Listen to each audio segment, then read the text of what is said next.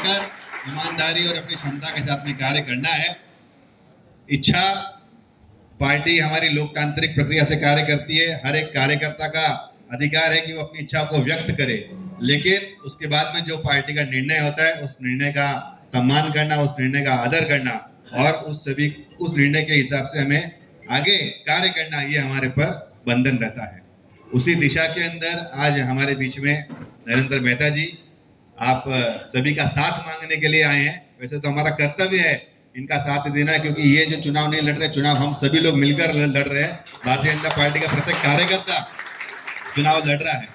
और आप सभी ध्यान में रखना कि पिछले 5 वर्षों में हमने हमारा मुख्यमंत्री पद खोया है, और पिछली बार जो गलतियां हुई और हमारे पास में भारतीय जनता पार्टी का कमल मीरा भाईंदर से हम भेजने के लिए नाकाम हुए, और कहीं ना कहीं हमारे लाडले देवेंद्र जी मुख्यमंत्री नहीं बने, उसमें हमारी मीरा भाईंदर शहर से भी कमी रह गई थी। तो वो जो कमी है वो इस बार हम लोगों को पूरी करनी है, और पूरी ताकत और पूरी बहुमत के साथ में हमें नरेंद्र मेहता जी को विधानसभा में कमल का फूल हाथ में रखकर भेजना है और उन्हें विजयी करवाना है।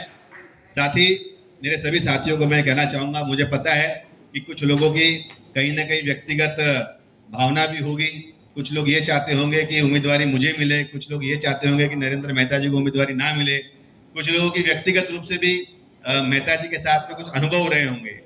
लेकिन मुझे पूरा विश्वास है कि मेहता जी एक ऐसा नेता है जो कि हर एक कार्यकर्ता की पीड़ा को भी समझता है और उनकी क्षमता भी है और उन्हें अनुभव भी है। 5 वर्षों का जो अनुभव है उसके अंदर खट्टे मीठे दोनों अनुभव इन्हें हुए हैं।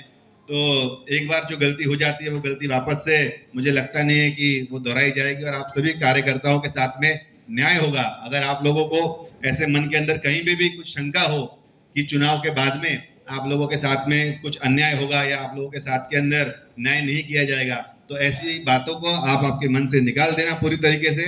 और माननीय देवेंद्र जी, माननीय रविंद्र चौहान साहब ने भी हमें आदेश दिया है और उन्होंने भी सारी चीजों का ध्यान रखते हुए ये कहा है कि मीरा भाईंदर शहर भारतीय जनता पार्टी का गढ़ है। ये जो गढ़ है वो कायम रहना चाहिए, और आने वाले समय के अंदर सभी लोग एकजुट होकर ईमानदारी के साथ में, एक परिवार के साथ में, पारिवारिक भावना के साथ में हम लोग हंसते खेलते हुए इस चुनाव को लड़ेंगे, इस चुनाव को जीतेंगे, और हमारे नेता को हम लोग विधानसभा के अंदर पुनः पहुंचाकर मीरा भाईंदर शहर के विकास का जो रथ है, जो रथ रुक गया था, उस रथ को तेज गति प्रदान करेंगे।